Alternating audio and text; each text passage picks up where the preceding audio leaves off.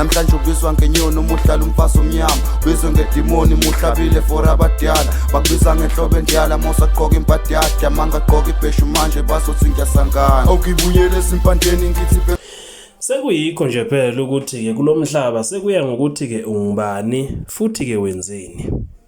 Kulomhlaba uma ungakhona ukuyidefenda nembali yosala wedwa okwezinqekeze esele usalele kobala.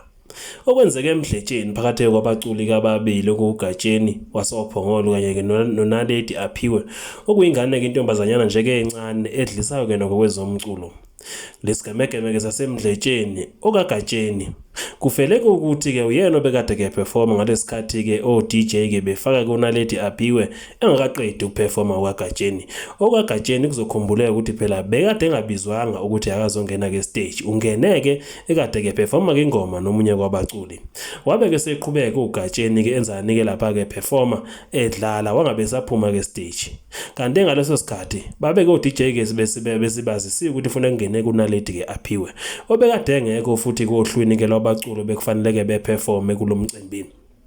uNaledi Aphiwe ubekade engabonakala-ke nalukhalo-ke kubaculi bonke obekade-ke bekhona kulomcimbi-ke wasemdletsheni okumcimbi-ke kalokuzana kaManqele. uNaledi Aphiwe kwazi ukuthi-ke uqhamuke kanjani futhi kungene kanjani. Kodwa okubalulekile yilokhu ukuthi kubeke sekuphazamiseke kogatsheni-ke ngesikhathi-ke sakhe.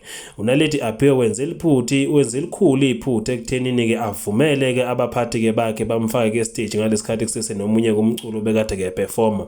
Noma ngabe-ke isikhathi-ke bese kungesakho kodwa ngenxa yokuthi-ke besebenza iphutha lokuthi-ke befake omunye umculi kungafanele bese kufanele ukuthi-ke bese-ke kuhlonipha-ke lokho.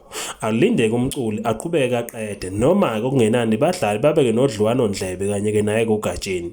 Naye kugatsheni-ke futhi ongalivumi-ke lakhe iphutha lokuthi-ke yebo ekungeneni-ke kwakhe bekade kungesisi isikhathi sakhe futhi bekade engabizwanga ke-stage kodwa kungene ngoba-ke naye sebamba inkunzi umculo bekufanele kangene-ke ngaphakathi.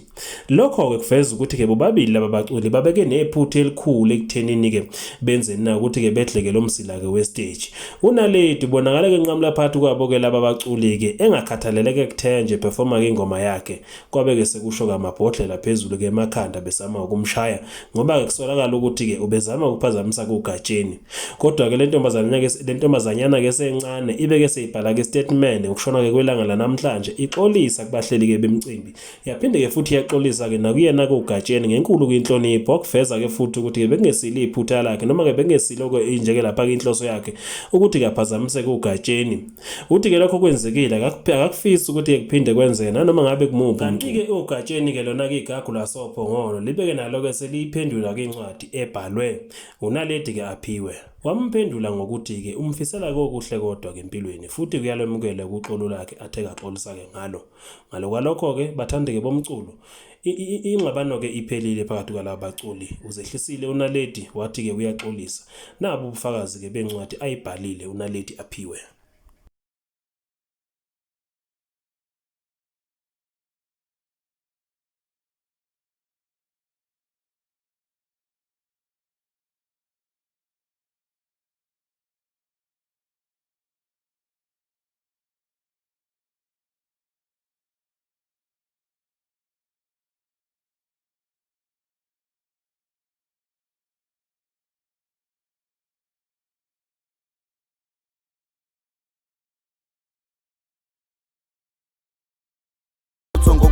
namhlanje ubizwa ngenyoni umuhlala umfazi omnyama ubizwe ngedimoni muhlabile for abadala bakubiza ngenhlobo endiyala mosaqoka impahla yakhe amanga aqoka ibheshu manje bazothi ngiyasangana okuyibuyela esimpandeni ngithi